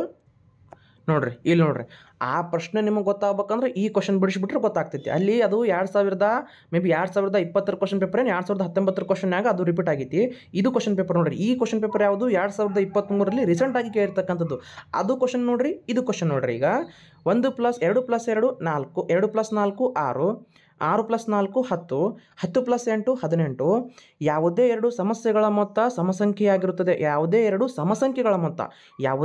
ಸಮಸಂಖ್ಯೆಗಳ ಮೊತ್ತ ಸಮಸಂಖ್ಯೆನೇ ಆಗಿರುತ್ತೈತಿ. ಇದರಲ್ಲಿ ಕಂಡುಬರುವ ಗಣಿತೀಯ ಪ್ರಕ್ರಿಯೆ. ನಾನೇನು ಮಾಡಿದೆ, ಫಸ್ಟಿಗೆ ವಿದ್ಯಾರ್ಥಿಗಳಿಗೆ ಕೂಡ್ಸಾಗ ಕೆಲವೊಂದಿಷ್ಟು ಲೆಕ್ಕ ಮಾಡೋಕ್ಕೆ ಕೊಟ್ಟೆ. ಆ ಲೆಕ್ಕ ಮಾಡೋಕ್ಕೆ ಕೊಟ್ಟಿದ್ದ ಏನು ಮಾಡಿದ್ರು, ಲೆಕ್ಕ ಮಾಡಿದ್ರು. 2 + 4 6, 6 + 4 10 ಸರ, 10 + 8 18 ಸರ. ಹಿಂಗೆ ಮಾಡ್ಕೋತ ಬಂದಿಂದ ಎಲ್ಲರೂ ನಿಮಗೆ ಅವ್ರಿಗೆ ಏನೇನು ಅನ್ನಿಸ್ತಂತ ನಾವು ಅವ್ರಿಗೆ ಕೇಳಿದೆ, ಸರ ನೀವು ಕೊಟ್ಟಿರ್ತಕ್ಕಂಥ ಉತ್ತರಗಳು ಎಲ್ಲ ಸಂಖ್ಯೆಗಳು ಸಮ ಅದಾವ್ರಿ, ಆ ಸಮಸಂಖ್ಯೆಗಳನ್ನು ಕೂಡಿಸೋದ್ರಿಂದ ಬರ್ತಕ್ಕಂಥ ಮೊತ್ತನೂ ಏನೈತ್ರಿ ಸರ, ಸಮಾನ ಆಗೈತ್ರಿ. ಆದ್ರೆ ನಾನು ಉದಾಹರಣೆಗಳನ್ನು ಕೊಟ್ಟು ಮಕ್ಕಳಿಗೆ ಒಂದು ಪದೇ ಆ ಒಂದು ಪರಿಕಲ್ಪನೆಗಳನ್ನ ಮೂಡಿಸಿ ಆಮೇಲೆ ಏನು ಮಾಡ್ತೀನಿ, ನಾನು ತತ್ವಕ್ಕೆ ಬಂದಂದ್ರೆ ಯಾವುದೇ ಎರಡು ಸಮಸಂಖ್ಯೆಗಳ ಮೊತ್ತ ಸಮಸಂಖ್ಯೆನೇ ಆಗಿರ್ತೈತಿ ಅಂತೇಳಿ ನನ್ನ ಮಕ್ಕಳಿಗೆ ಹೇಳ್ದಂದ್ರೆ ಅದು ಅನುಗಮನ ಪದ್ಧತಿ ಆಗ್ತೈತಿ. ನೋಡ್ರಿ, ಎಷ್ಟು ಮಜಾ ಐತಿ. 2023 ಕ್ವಶನ್ ಪೇಪರ್ ನೋಡ್ರಿ, 2019 ಕ್ವಶನ್ ಪೇಪರ್ ನೋಡ್ರಿ. ಹೇಳಿನಲ್ಲ ನಾನು, ಕ್ವಶನ್ ಹಿಂಗೆ ಕೇಳ್ತಾನ, ಹಿಂಗೆ ಫ್ರೇಮ್ ಆಗ್ತಾವ. ನಾನು ಯಾಕೆ ನಿಮಗೆ ಈ ಪ್ರಶ್ನೆಯನ್ನು ಹೋಲಿಕೆ ಮಾಡಿ ಹೇಳ್ದಂತಂದ್ರೆ, ಆ ಒಂದು ಪ್ರಶ್ನೆ ಅದು ಪ್ರಶ್ನೆ ನೋಡ್ರಿ, ಇದು ಪ್ರಶ್ನೆ ನೋಡ್ರಿ, ಕ್ವಶನ್ ಸೇಮ್ ಐತಲ್ಲ, ಕ್ವಶನ್ನಾಗ ಏನು ಡಿಫ್ರೆನ್ಸ್ ಐತಿ? ಅಲ್ಲಿನೂ ಅನುಗಮನ ಕೇಳೋಣ, ಇಲ್ಲಿನೂ ಅನುಗಮನ ಕೇಳೋಣ. ಒಂದೇ ನೆನಪಿಟ್ಟುಕೋರಿ, ನಿಮಗೆ ಅದು ಥೀಮ್ ಕ್ಲಿಯರ್ ಆಯ್ತಂದ್ರೆ ನೀವು ಆರಾಮಾಗಿ ಪ್ರಶ್ನೆಗಳನ್ನ ಉತ್ತರ ಹಾಕೇ ಹಾಕ್ತೀರಿ, ನೋ ಡೌಟ್. ಅದಕ್ಕೆ ನಾನು ಏನು ಮಾಡಿದೆ, ಆ ಒಂದು ಪ್ರಶ್ನೆಗೆ ಮತ್ತು ಈ ಒಂದು ಪ್ರಶ್ನೆಗೆ ಹೋಲಿಕೆ ಮಾಡಿ ಉತ್ತರವನ್ನು ನಿಮಗೆ ಹೇಳಿದೆ. ಓಕೆನಾ? ಈಗ ನೋಡೋಣ, ಅದೇ ಪ್ರಶ್ನೆ ವಾಪಸ್ ಹೋಗೋಮ. ನೋಡ್ರಿ ಹೆಂಗೈತೆ. ಅನುಗಮನ ಪದ್ಧತಿ ಏನು ಮಾಡ್ತೈತಿ ಕ್ವಶನ್ನ, ಇಲ್ಲಿನ ಕ್ಯಾನ ಗಣಿತದಲ್ಲಿ ಒಂದು ನಿರ್ದಿಷ್ಟ ಗುಣ ಸಾಕಷ್ಟು ಸಂದರ್ಭಗಳಲ್ಲಿ ಸರಿಯಾಗೈತಿ, ಅದು ಅಂಥ ಎಲ್ಲ ಸಂದರ್ಭಗಳಲ್ಲೂ ಸರಿಯಾಗಿರ್ತೈತಿ ಎಂಬುದಾಗಿ ತೋರಿಸ್ತೈತಿ. ಈ ರೀತಿ ಆಲೋಚನೆಯೇ ಅನುಗಮನ ಆಲೋಚನೆ ಅಥವಾ ಅನುಗಮನ ಪದ್ಧತಿ ಅಂತೇಳಿ ನಾವು ಕರ್ಕೋತ ಬರ್ತೀವಿ. ಸಿಂಪಲ್ ಆಗಿರ್ತಕ್ಕಂಥ ಕ್ವಶನ್ನ. ನೆಕ್ಸ್ಟ್ ನೋಡ್ರಿ, ಒಂದು ಮಾಹಿತಿಯನ್ನು ಸ್ವೀಕರಿಸುವ ವರ್ತನೆಯಲ್ಲಿ ಮಾರ್ಪಾಡು ತರಲು. ನೋಡ್ರಿ, ಒಂದು ಮಾಹಿತಿಯನ್ನು ಸ್ವೀಕರಿಸುವವರ ವರ್ತನೆಯಲ್ಲಿ ಮಾರ್ಪಾಡು ತರಲು ಸಂವಹನಕಾರರು ಶಾಬ್ದಿಕ ಸಂಕೇತಗಳನ್ನು ಕಳುಹಿಸುವ ಪ್ರಕ್ರಿಯೆ ಸಂವಹನ ಅಂತ ಈ ಹೇಳಿಕೆಯನ್ನು ಕೊಟ್ಟವರು ಯಾರು? ಹ್ಯಾವಿ ಲ್ಯಾಂಡ್ ಅಂತಕ್ಕಂಥ ಒಬ್ಬ ವಿಜ್ಞಾನಿ ಅಥವಾ ಹ್ಯಾವಿ ಲ್ಯಾಂಡ್ ಅಂತಕ್ಕಂಥ ಒಬ್ಬ ತತ್ವಶಾಸ್ತ್ರಜ್ಞ ಒಂದು ಮಾಹಿತಿಯನ್ನು ಸ್ವೀಕರಿಸುವವರ ವರ್ತನೆಯಲ್ಲಿ ಮಾರ್ಪಾಡು ತರಲು ಸಂವಹನಕಾರರು ಶಾಬ್ದಿಕ ಸಂಕೇತಗಳನ್ನು ಕಳುಹಿಸುವ ಪ್ರಕ್ರಿಯೆ ಸಂವಹನ ಅಂತ ಹೇಳಿದವರು ಹ್ಯಾವಿ ಲ್ಯಾಂಡ್ ಅಂತಕ್ಕಂಥವ್ರು ನೆನ್ಪಿಟ್ಕೋರಿ, ಬರ್ಕೊಂಡು ಇಟ್ಕೊಂಡ್ಬಿಡ್ರಿ. ಯಾಕಂದರೆ ಎಲ್ಲೋ ಒಂದು ಸೆಂಟೆನ್ಸ್ಗಳನ್ನು ಅವರ ಹೇಳಿಕೆಗಳನ್ನು ಆ ಒಂದು ತತ್ವಜ್ಞಾನಿಗಳು ಅಥವಾ ವಿಜ್ಞಾನಿಗಳು ಅಥವಾ ಆ ಒಂದು ಬೋಧನಾಶಾಸ್ತ್ರಕ್ಕೆ ಸಂಬಂಧಪಟ್ಟಂಥ ವ್ಯಾಖ್ಯಾನಕಾರರು ಹೇಳಿರ್ತಕ್ಕಂಥ ವಾಕ್ಯಗಳನ್ನು ಕೇಳ್ಕೊತ ಬರ್ತಾನೆ. ಎಲ್ಲಾರ ಒಂದು ಕೇಳ್ತಾನೆ, ಅಲ್ಲಿ ಅಂಥ ವಾಕ್ಯಗಳು ನಮಗೆ ಹೆಚ್ಚಿಗೆ ಎಲ್ಲಿ ಸಿಗ್ತಾವ? ಕ್ವಶನ್ ಪೇಪರ್ನಾಗೇ ಸಿಗ್ತಾವ. ಅಂದ್ರೆ ಎಂಥ ವಾಕ್ಯ ಕೇಳೋಣ ಅಂತೇಳಿ ನಮಗೆ ಎಲ್ಲಿ ಗೊತ್ತಾಗ್ತೈತಿ? ಕ್ವಶನ್ ಪೇಪರ್ಗಳನ್ನ ಬಿಡಿಸೋದ್ರಿಂದನೇ ಗೊತ್ತಾಗ್ತೈತಿ. ಇದು ನೋಡಿ ಅಷ್ಟು ಚಂದ ಐತಿ ಕ್ವಶನ್. ಓಕೆ, ಇಲ್ಲಿ ಪರಿಸರ ವಿಜ್ಞಾನಕ್ಕೆ ಸಂಬಂಧಪಟ್ಟಂಥ ಬೋಧನಾಶಾಸ್ತ್ರಕ್ಕೆ ಸಂಬಂಧಪಟ್ಟಂಥ ಪ್ರಶ್ನೆಗಳು ಬಂದು ನೋಡ್ರಿ. ಈಗ ಮಿಶ್ರ ಲೋಹಗಳ ಬಗ್ಗೆ ತರಗತಿಯಲ್ಲಿ ಸುಗಮಕಾರರು ಕಲಿಕೆಯನ್ನು ಅನುಕೂಲಿಸುವಾಗ ನೋಡ್ರಿ, ಈಗ ನಾನೇನು ಮಾಡಕತ್ತೀನಿ, ಮಿಶ್ರ ಲೋಹದ ಬಗ್ಗೆ ಪಾಠ ಮಾಡಕತ್ತೀನಿ. ಮಿಶ್ರ ಲೋಹ ನೋಡ್ರಿ, ಒಂದು ತಲೆಗಿಟ್ಕೋರಿ, ಗಣಿತ ಮತ್ತು ಗಣಿತ ಬೋಧನಾಶಾಸ್ತ್ರ ಪೇಪರ್ 1ಕ್ಕೂ ಅಷ್ಟೇ ಇಂಪಾರ್ಟೆಂಟ, ಪೇಪರ್ 2ಕ್ಕೂ ಅಷ್ಟೇ ಇಂಪಾರ್ಟೆಂಟ್. ಸರ್ ಬೇರೆ ಬೇರೆ ಇಲ್ಲ, ಬೇರೆ ಬೇರೆ ಇರಂಗಿಲ್ಲ. ಗಣಿತ ಅಂದ್ರೆ ಗಣಿತನೆಲ್ಲ, ಅದು ಒಂದು ಪ್ರಾಥಮಿಕ ಅಂತ ಕೇಳ್ತಾನೆ. 1ರಿಂದ 6ರಿಂದ 8ನೇ ತರಗತಿ ಬರೆಯೋರಿಗೂ ಅಷ್ಟೇ ಅದೇ ಲೆವೆಲ್ನಾಗೇ ಕ್ವಶನ್ ಇರ್ತಾವೆ. ನೀವು ಒಂದು ಬೋಧನಾಶಾಸ್ತ್ರವನ್ನು ರಿವಿಷನ್ ಮಾಡ್ಕೊಂಡ್ರೆ ಸಾಕು. ಹೌದಾ? ಪರಿಸರ ಅಧ್ಯಯನ ಮತ್ತು ವಿಜ್ಞಾನಕ್ಕೆ ಬೇರೆ ಬೇರೆ ಇರಂಗಿಲ್ಲ, ಆಲ್ಮೋಸ್ಟ್ ಸೇಮ್ ಬೋಧನಾಶಾಸ್ತ್ರಕ್ಕೆ ಸಂಬಂಧಪಟ್ಟಂಥ ಕ್ವಶನ್ಗಳು ಬರ್ಕೋತ ಹೋಗ್ತವೆ. ಸರ್ ನಾನು ಪೇಪರ್ 1 ಓದಿದ್ರೆ ಪೇಪರ್ 2ಕ್ಕೆ ಬರಂಗಿಲ್ಲ ಏನ್ರಿ ಸರ್? ಪೇಪರ್ 2ಕ್ಕೆ ಓದಿದ್ರೆ ಪೇಪರ್ 1 ಏನೂ ಇಲ್ಲ. ಗಣಿತ ಬೋಧನಾಶಾಸ್ತ್ರ ಓದ್ರಿ, ಕನ್ನಡ ಬೋಧನಾಶಾಸ್ತ್ರ ಓದ್ರಿ, ಪರಿಸರ ಓದ್ರಿ, ಇಂಗ್ಲೀಷ್ ಓದ್ರಿ, ಎಲ್ಲ ಬೋಧನಾಶಾಸ್ತ್ರ ಮ್ಯಾಕ್ಸಿಮಮ್ ಸಿಲೆಬಸ್ ಸೇಮ್ ಇರ್ತೈತಿ. ಅದೇ ಕ್ವಶನ್ನ ಅದೇ ಪ್ರಕಾರವಾಗಿ ಕ್ವಶನನ್ನು ಫ್ರೇಮ್ ಮಾಡ್ಕೊತ ಬರ್ತಾನೆ. ನೋಡಿರಲ್ಲ ಎಷ್ಟು ಕ್ವಶನ್ಗಳನ್ನ ಬಿಡಿಸಿವಿ, ಅಂಥದ್ದು ಏನು ಟಫ್ ಐತಿ ಹೇಳ್ರಿ. ಹೌದಾ? ಅಲ್ಲಿರ್ತಕ್ಕಂಥ ಕ್ವಶನ್ಗಳನ್ನ ಬೇರೆ ಕ್ವಶನ್ ಪೇಪರ್ನಾಗ ಟ್ವಿಸ್ಟ್ ಮಾಡಿ ಪ್ರಶ್ನೆಗಳನ್ನ ಕೇಳ್ಕೊತ ಬರ್ತಾನೆ. ಅಷ್ಟು ಬಿಟ್ರೆ ಮತ್ತೇನು ಆತ ಮಾಡಂಗಿಲ್ಲ. ನೋಡ್ರಿ ಕ್ವಶನ್ಗೆ ಬರೋಣ. ಮಿಶ್ರ ಲೋಹದ ಬಗ್ಗೆ ನಾನು ಪಾಠ ಮಾಡಕತ್ತೀನಿ. ಅಲ್ಲಿ ಏನು ಮಾಡ್ತೀನಿ ನಾನು, ಆ ಒಂದು ಮಿಶ್ರ ಲೋಹದ ಬಗ್ಗೆ ಪಾಠ ಮಾಡೋ ಮುಂದೆ ದೆಹಲಿಯಲ್ಲಿರ್ತಕ್ಕಂತಹ ಕುತುಬ್ ಮಿನಾರ್ ಬಳಿ ಇರುವ 1600 ವರ್ಷಗಳಷ್ಟು ಹಳೆಯ ಲೋಹದ ಸ್ತಂಭವನ್ನು ನಾನು ಪರಿಚಯಿಸ್ತೇನೆ. ಹೌದಾ? ಮೊಹರೋಲಿ ಇರ್ತಕ್ಕಂಥ ಒಂದು ಕಬ್ಬಿಣದ ಸ್ತಂಭವನ್ನು ನಾನು ಪರಿಚಯ ಮಾಡ್ಕೊತ ಬರ್ತೀನಿ. ಇದರಿಂದ ಮಗುವಿನಲ್ಲಿ ಎಂಥ ಮೌಲ್ಯ ಬೆಳೀತಿತ್ತು ಅಂದ್ರೆ ಚಾರಿತ್ರಿಕ ಮೌಲ್ಯ. ಹೌದಲ್ಲ, ನಮ್ಮ ಭಾರತ ದೇಶದ ಇತಿಹಾಸ ಹೆಂಗೈತಿಲ್ಲ, 1600 ವರ್ಷಗಳಿಂದ ಆ ಒಂದು ಸ್ತಂಭ ಮಳೆ, ಗಾಳಿ, ಬಿರುಗಾಳಿ, ಭೂಕಂಪ ಎಲ್ಲವನ್ನು ತಡೆದುಕೊಂಡು ಬೃಹದಾಕಾರವಾಗಿ ಭಾರತದ ಚರಿತ್ರೆಯನ್ನು ಹೇಳ್ತಕ್ಕಂಥ ಒಂದು ವೈಶಿಷ್ಟ್ಯತೆಯನ್ನು ಹೊಂದ್ಯಾದಲ್ಲ ಅಂಥೇಳಿ ಮಗುವಿನಲ್ಲಿ ವಿಚಾರಗಳು ಬರ್ತಾವ. ಹಂಗೆ ನೋಡ್ರಿ, ಎಷ್ಟು ಮಜಾ ಐತಿ ನೋಡ್ರಿ ಕ್ವಶನ್. ಇದು ಎಷ್ಟು ಚಂದ ಐತಿ ಕ್ವಶನ್. ಮಿಶ್ರ ಲೋಹದ ಬಗ್ಗೆ ಪಾಠ ಏನು, ಮಿಶ್ರ ಲೋಹದ ಬಗ್ಗೆ ಮಾಡಾಕತ್ತೀನಿ. ಆ ಮಿಶ್ರ ಲೋಹವನ್ನು ತಿಳ್ಸಾಕ, ಆ ಮಿಶ್ರ ಲೋಹದ ವೈಶಿಷ್ಟ್ಯತೆಯನ್ನು ತಿಳ್ಸಾಕ ನಾನೇನು ಮಾಡ್ತೀನಿ, ಮೊಹರೋಲಿಯಲ್ಲಿರ್ತಕ್ಕಂಥ ದೆಹಲಿಯಲ್ಲಿರ್ತಕ್ಕಂಥ ಕುತುಬ್ ಮಿನಾರ್ ಸಮೀಪ ಇರ್ತಕ್ಕಂಥ ಒಂದು ಕಬ್ಬಿಣ ಸ್ತಂಭವನ್ನು ನಾನು ಮಕ್ಕಳಿಗೆ ಪರಿಚಯ ಮಾಡ್ತೀನಿ. ಆ ಒಂದು ಕಬ್ಬಿಣ ಕಂಬವನ್ನು ಪರಿಚಯ ಮಾಡಿದಾಗ ಮಕ್ಕಳಲ್ಲಿ ಎಂಥ ಮೌಲ್ಯ ಬೆಳಿತೈತಿ, ಚಾರಿತ್ರಿಕ ಮೌಲ್ಯ ಬೆಳಿತೈತಿ. ಎಷ್ಟು ಮಜಾ ಅದ ನೋಡ್ರಿ, ಎಷ್ಟು ಚಂದದ ಕ್ವಶನ್ಗಳು. ಒಂದೊಂದು ಕ್ವಶನ್ನು ನಮಗಷ್ಟು ನಾಲೆಜನ್ನು ಕೊಟ್ಟು ಹೋಗ್ತಾವ. ಹೌದಲ್ಲ? ಓಕೆ, ನೆಕ್ಸ್ಟ್ ಪ್ರಶ್ನೆ ನೋಡೋಣ. ಇದನ್ನು ಸಿಂಪಲ್ ಐತಿ. ಬಳ್ಳಿಗಳ ನಿರ್ದೇಶನಾತ್ಮಕ ಚಲನೆಯ ಪರಿಕಲ್ಪನೆಯನ್ನು ಮೌಲ್ಯಮಾಪನ ಮಾಡಲು ಅತ್ಯಂತ ಸೂಕ್ತವಾಗಿರ್ತಕ್ಕಂಥ ವಿಧಾನ. ಕಾಗದ ಲೇಖನ ಪರೀಕ್ಷೆ, ಚಿತ್ರರಚನೆ, ನೇರಾನುಭವ, ಬಳ್ಳಿಗಳ ಛಾಯಾಚಿತ್ರ. ನೋಡ್ರಿ, ಈಗ ಬಳ್ಳಿಗಳ ನಿರ್ದೇಶನಾತ್ಮಕ ಚಲನೆಯ ಪರಿಕಲ್ಪನೆ, ಮಕ್ಕಳು ಬಳ್ಳಿಗಳ ಚಲನೆಯನ್ನು ನೋಡ್ಬೇಕಂತಂದ್ರೆ, ಬಳ್ಳಿಗಳನ್ನು ನೋಡ್ಬೇಕಂತಂದ್ರೆ ಏನು ಮಾಡ್ಬೋದು ನಾನು? ನೇರವಾಗಿ ಒಂದು ಶಾಲೆಯಾಗ ಹಡ್ಡಿ ಆ ಒಂದು ಮಣ್ಣು ಹಾಕಿ ಬಳ್ಳಿಗಳು ಹೆಂಗೆ ಬೆಳಿತಾವ ಅಂದ್ರೆ ದಿನ ನೀರು ಹಾಕಿ ಅವರಿಗೆ ನೇರವಾಗಿರ್ತಕ್ಕಂಥ ನಾನು ಅನುಭವವನ್ನು ಕೊಟ್ಟನಂದ್ರೆ ಆ ಮಕ್ಕಳು ಪ್ರತ್ಯಕ್ಷವಾಗಿಯೇ ಕಲ್ಕೋತ ಬರ್ತಾರೆ. ಅದಕ್ಕೆ 3 ಆಪ್ಷನ್ ಸರಿ, ತಪ್ಪಂತಲ್ಲ. 1ನೇದು ಸರಿ, 2ನೇದು ಸರಿ, 4ನೇದು ಸರಿ. ಬಟ್ ನಾನು ಮಕ್ಕಳಿಗೆ ಪ್ರಯೋಗದ ಮೂಲಕ ನೇರವಾಗಿರ್ತಕ್ಕಂಥ ಹ್ಯಾಂಡ್ ಆನ್, ಹೌದಾ, ನೇರಾನುಭವದ ಮೂಲಕ ಚಟುವಟಿಕೆಗಳನ್ನು ಕೊಟ್ಕೋತ ಕಲಿಸ್ಕೋತ ಹೋದ್ನಂದ್ರೆ ಅವರಿಗೆ ಹೆಚ್ಚೆಚ್ಚಾಗಿ ಜ್ಞಾನ ಮನದಟ್ಟಾಕೋತ ಹೋಗ್ತೈತಿ. ಇಲ್ಲಿ ಆಪ್ಷನ್ ಸಂಖ್ಯೆ 3 ಸರಿಯಾಗಿರ್ತಕ್ಕಂಥ ಉತ್ತರ. ಹಿಂಗೆ ಕೇಳ್ಕೊತ ಬರ್ತಾನೆ. 3 ಆಪ್ಷನ್ ಸರಿ ಅನ್ನಿಸ್ತಾವ. ಬಟ್ ಒಂದೇ ಒಂದು ಆಪ್ಷನ್ನ ಪ್ರಶ್ನೆ ಏನಕ್ಕೆ ನಿರ್ದೇಶನಾತ್ಮಕ ಚರಿತ್ರೆ ಮೌಲ್ಯಮಾಪನ ಮಾಡಬೇಕು. ಮೌಲ್ಯಮಾಪನ ಮಾಡಲು ಅತ್ಯಂತ ಹೆಚ್ಚು ಸೂಕ್ತವಾಗಿರ್ತಕ್ಕಂಥ ವಿಧಾನ ಅಂದರೆ ನೇರ ಅನುಭವವನ್ನು ಕೊಟ್ಟಿಂದ ಆ ಮಗು ಹೆಚ್ಚು ಸೂಕ್ತವಾಗಿ ಕಲ್ಕೋತ ಬರ್ತೈತಿ. ನೆಕ್ಸ್ಟ್ ನೋಡ್ರಿ, ಪಠ್ಯ ವಿಷಯಗಳ ಮೌಲ್ಯಮಾಪನದಲ್ಲಿ ಕೆಳಗಿನ ಯಾವುದು ತಂತ್ರಗಳಲ್ಲ ಅಂದ್ರೆ ಯಾವುದು ಅಲ್ಲ ಅಂತ ಸಿ ಮತ್ತು ಡಿ. ಹೌದಾ? ಯಾವುದು? ಅವಲೋಕನ ಪಟ್ಟಿ, ಅಭ್ಯಾಸ ಪ್ರಶ್ನೆಗಳಾಗುವುದಿಲ್ಲ, ಮೌಖಿಕ ಪರೀಕ್ಷೆ ಮತ್ತು ಯೋಜನಾ ಕಾರ್ಯ ಪಠ್ಯ ವಿಷಯಗಳ ಮೌಲ್ಯಮಾಪನದಲ್ಲಿ ತಂತ್ರಗಳು. ಬಟ್ ಸಿ ಮತ್ತು ಡಿ ಆಗೋದಿಲ್ಲ. ಆಪ್ಷನ್ ಸಿ ಇದಕ್ಕೆ, ಆಪ್ಷನ್ 3 ಇದಕ್ಕೆ ಸರಿಯಾಗಿರ್ತಕ್ಕಂಥ ಉತ್ತರ. ಮುಂದಿನ ಪ್ರಶ್ನೆ, ಇದನ್ನು ಭಾಳ ಚಂದ ಐತಿ ನೋಡ್ರಿ ಪ್ರಶ್ನೆ. ವಿಜ್ಞಾನ ವಸ್ತು ಪ್ರದರ್ಶನ ಅಂದರೆ ಒಂದು ವಿಜ್ಞಾನ ವಸ್ತು ಪ್ರದರ್ಶನ ಐತಿ. ವಿದ್ಯಾರ್ಥಿಯೊಬ್ಬನು ಆಕಸ್ಮಿಕವಾಗಿ ಆಮ್ಲವನ್ನು ಕೈ ಮೇಲೆ ಚಲಿಕೋತಾನ, ಅಂದ್ರೆ ಆ್ಯಸಿಡನ್ನು ಕೈ ಮೇಲೆ ಚಲ್ಕೋತಾನ, ತಕ್ಷಣ ಅವನ ಗೆಳೆಯರು ಅಥವಾ ಅವನ ಸ್ನೇಹಿತರು ಗಾಯಗೊಂಡ ಭಾಗಕ್ಕೆ ಬೇಕಿಂಗ್ ಸೋಡಾವನ್ನು ಸವರಿ ವೈದ್ಯರಲ್ಲಿಗೆ ಕೊಂಡೊಯ್ತಾರ. ಇದು ಎಂತಹ ಒಂದು ಮೌಲ್ಯ ಅಂತ ಕೇಳೋಣ. ಎಷ್ಟು ಚಂದ ಐತೆ ನೋಡ್ರಿ ಕ್ವಶನ. ಸೌಂದರ್ಯ ಮೌಲ್ಯ ಆಗೋದಿಲ್ಲ, ರಾಂಗ್.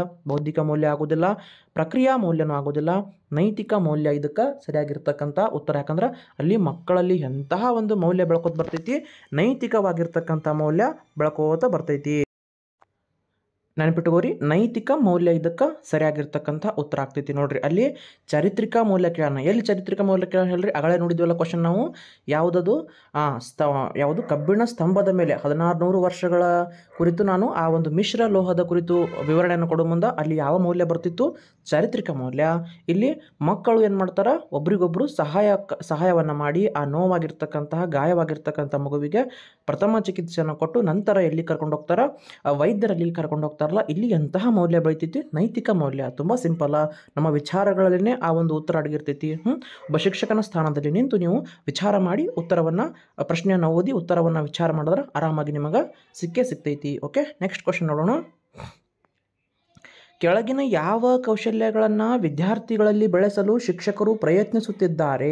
ನೋಡ್ರಿ, ಕೆಳಗಿನ ಯಾವ ಕೌಶಲ್ಯಗಳನ್ನು ವಿದ್ಯಾರ್ಥಿಗಳಲ್ಲಿ ಬೆಳೆಸಲು ಶಿಕ್ಷಕರು ಪ್ರಯತ್ನಿಸುತ್ತಿದ್ದಾರೆ ಅಂತಂದ್ರೆ ವೀಕ್ಷಣಾ ಕೌಶಲ್ಯ ಮತ್ತು ಭಾವನಾತ್ಮಕ ಕೌಶಲ್ಯನೋ, ವರ್ಗೀಕರಣ ಮತ್ತು ಭಾವನಾತ್ಮಕ ಕೌಶಲ್ಯನೋ, ವೀಕ್ಷಣಾತ್ಮಕ ಮತ್ತು ವರ್ಗೀಕರಣ ಕೌಶಲ್ಯನೋ, ಭಾವನಾತ್ಮಕ ಕೌಶಲ್ಯ ಮತ್ತು ಚಿತ್ರ ರಚನಾ ಕೌಶಲ್ಯನೋ. ಇಲ್ಲಿ ಏನಾಗ್ತೈತಿ? ಶಿಕ್ಷಕರು ಯಾವ ಕೌಶಲ್ಯಗಳನ್ನು ವಿದ್ಯಾರ್ಥಿಗಳಲ್ಲಿ ಅಂತಂದ್ರೆ ಇಲ್ಲಿ ವೀಕ್ಷಣಾ ಮತ್ತು ವರ್ಗೀಕರಣ ಕೌಶಲ್ಯದಲ್ಲಿ. ಯಾಕಂದ್ರೆ ಪರಿಸರದಲ್ಲಿ ಸಂಬಂಧಪಟ್ಟಂತೆ ನಾವು ಅಧ್ಯಯನ ಮಾಡಕತ್ತೀವಿ ಅಂದ್ರೆ ಪರಿಸರಕ್ಕೆ ಸಂಬಂಧಪಟ್ಟಂತೆ ವೀಕ್ಷಣೆ ಮತ್ತು ವರ್ಗೀಕರಣ ಕೌಶಲ್ಯ ಪ್ರಮುಖವಾಗಿರ್ತಾವ. ಅದಕ್ಕೆ ಉತ್ತರ ಏನಾಗ್ತೈತಿ? ಆಪ್ಷನ್ ಸಂಖ್ಯೆ ಬಿ ಅಂದ್ರೆ ಆಪ್ಷನ್ ಸಂಖ್ಯೆ ಸಿ ಅಂದ್ರೆ 3 ಇದಕ್ಕೆ ಸರಿಯಾಗಿರ್ತಕ್ಕಂಥ ಉತ್ತರ ಆಗ್ತೈತಿ. ಇನ್ನು ನೆಕ್ಸ್ಟ್ ಕ್ವಶನ್ ನೋಡೋಣ. ನೋಡ್ರಿ ಏನೈತಿ ಕ್ವಶನ್. ಪರಿಸರ ವಿಜ್ಞಾನ ಪಠ್ಯಪುಸ್ತಕವನ್ನು ಚಟುವಟಿಕೆ ಆಧಾರಿತವಾಗಿ ರೂಪಿಸಲು ಉದ್ದೇಶಿಸಲಾಗಿರುವ ಮುಖ್ಯ ಆಶಯ. ನೋಡ್ರಿ, ಈಗ ಪರಿಸರ ವಿಜ್ಞಾನ ಪಠ್ಯಪುಸ್ತಕ ಐತಿ. ಆ ಪರಿಸರ ವಿಜ್ಞಾನ ಪಠ್ಯಪುಸ್ತಕವನ್ನು ನೀವು ನೋಡೇ ಇರ್ತೀರಿ. 6ರಿಂದ 8ನೇ ತರಗತಿವರೆಗೆ ಪಠ್ಯಪುಸ್ತಕ ನೋಡ್ರಿ. ಅಲ್ಲಿರ್ತಕ್ಕಂತಹ 1ರಿಂದ 5ನೇ ತರಗತಿ, 4ನೇ ತರಗತಿ ಪಠ್ಯಪುಸ್ತಕ, 5ನೇ ತರಗತಿ ಪಠ್ಯಪುಸ್ತಕ ನೋಡ್ರಿ. ಅಲ್ಲಿ ಪರಿಸರ ಪಠ್ಯಪುಸ್ತಕವನ್ನು ಹೆಚ್ಚು ಚಟುವಟಿಕೆ ಆಧಾರಿತವಾಗಿ ರೂಪಿಸಿರ್ತಾರೆ. ಯಾಕೆ? ಪರಿಸರ ವಿಜ್ಞಾನವನ್ನು ವಿಷಯವಾಗಿ ಅರಿತುಕೊಳ್ಳಲು, ಅಥವಾ ವೈಯಕ್ತಿಕ ನೆಲೆಯಲ್ಲಿ ಸಂಬಂಧೀಕರಿಸಲು, ಅಥವಾ ಪ್ರತ್ಯೇಕ ವಿಷಯವನ್ನಾಗಿ ಅರ್ಥೈಸಲು, ಅಥವಾ ರೂಪಣಾತ್ಮಕ ಮೌಲ್ಯಮಾಪನ ನಡೆಸಲು. ನೋಡ್ರಿ, ಬಹಳ ಮುಖ್ಯವಾಗಿರ್ತೈತಿ. ಚಟುವಟಿಕೆ ಯಾಕೆ ಬೇಕಂತಂದ್ರೆ ವೈಯಕ್ತಿಕ ನೆಲೆಯಲ್ಲಿ ಸಂಬಂಧೀಕರಿಸಲು.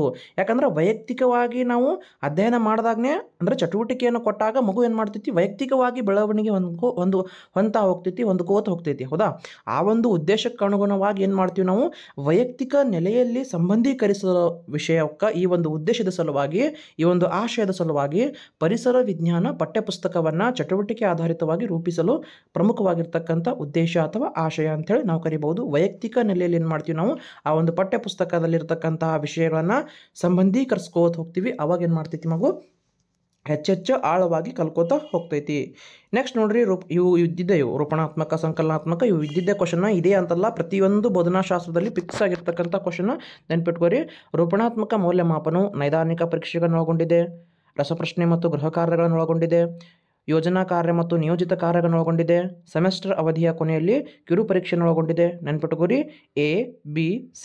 ಯಾಕೆ ABC ಹೇಳ್ರಿ? ಫಸ್ಟಿಗೆ ರೂಪಣಾತ್ಮಕ ಮೌಲ್ಯಮಾಪನ ಅಂದ್ರೆ ಏನಂತ ತಿಳ್ಕೊರಿ?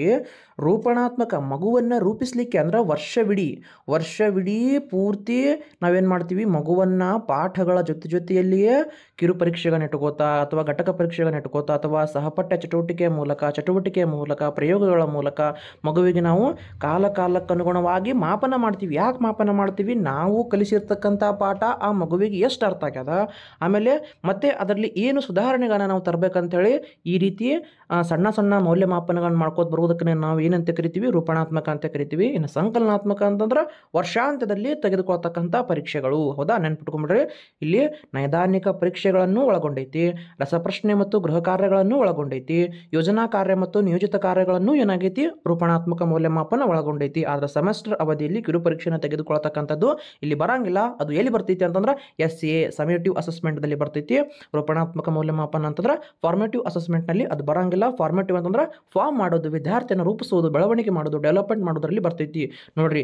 ಇದೇ ಒಂದು ಕ್ವಶನ್ ಇಟ್ಕೋತ ಅರ್ಧ ತಾಸು ಮಾತಾಡ್ಬೋದು, ಹೆಂಗೆ ಬೇಕಾದಂಗೆ ಈ ಕ್ವಶನ್ನ ಚೇಂಜ್ ಮಾಡ್ಬೋದು. ನೀವು ನೋಡ್ಕೋತ ಬಂದಿರಲ್ಲ 2023ಲಿಂತನೇ ಕ್ವಶನ್ಗಳನ್ನ ಡಿಸ್ಕಷನ್ ಮಾಡ್ಕೋತ ಬಂದಿವಿ. ಎಷ್ಟು ಸಲ ಸಂಕಲನಾತ್ಮಕ ಮೌಲ್ಯಮಾಪನ, ರೂಪಣಾತ್ಮಕ ಮೌಲ್ಯಮಾಪನದ ಬಗ್ಗೆ ಪ್ರಶ್ನೆ ಬಂದವ. ಹೋಗ ಇದೇ ಕ್ವಶನನ್ನು ಏನು ಮಾಡ್ಬೋದು, ರೂಪಣಾತ್ಮಕ ಮೌಲ್ಯಮಾಪನದಲ್ಲಿ ಕೆಳಗಿನ ಯಾವ ಅಂಶ ಈಗ ಒಳಗೊಂಡಿಲ್ಲ ಅಂತ ಕೇಳೋಣ, ಯಾವುದು ಒಳಗೊಂಡಿಲ್ಲ ಅಂತ ಕೇಳ್ಬೋದು, ನೆಗೆಟಿವ್ ಕೇಳ್ಬೋದಲ್ಲ. ಯಾವುದು ಒಳಗೊಂಡಿಲ್ಲ ಅಂತಂದ್ರೆ 3 ಆಗಿದ್ದು ಕೊಡ್ತಾನೆ, 1 ಆಗ್ಲಾರ್ದು ಕೊಡ್ತಾನೆ. ಯಾವುದು ಒಳಗೊಂಡಿದೆ ಅಂತಂದ್ರೆ 3 ಆಗಿದ್ದು ಕೊಡ್ತಾನೆ, ಈಗ ಸದ್ ಕೊಟ್ಟಾನಲ್ಲ ಹಂಗೆ 3 ಆಗ್ತಾವ, 1 ಆಗೋದಿಲ್ಲ. ಆಮೇಲೆ ಈ ಕೆಳಗಿನವುಗಳಲ್ಲಿ ರೂಪಣಾತ್ಮಕ ಮೌಲ್ಯಮಾಪನಕ್ಕೆ ಸಂಬಂಧಪಟ್ಟಂತೆ ಸರಿಯಾಗಿರ್ತಕ್ಕಂಥ ಹೇಳಿಕೆ ಯಾವುದು ಅಂತ ಕೇಳ್ತಾನೆ. ಅಥವಾ ಅದನ್ನು ಬಿಟ್ಟರೆ ಯಾವುದೋ ಒಂದು ಎಕ್ಸಾಂಪಲ್ ಕೊಡ್ತಾನೆ. ಹೌದಾ, ನೈದಾನಿಕ ಪರೀಕ್ಷೆಗಳನ್ನು ತೆಗೆದುಕೊಳ್ಳುವುದು ಯಾವ ಮೌಲ್ಯಮಾಪನ? ರೂಪಣಾತ್ಮಕ ಮೌಲ್ಯಮಾಪನ.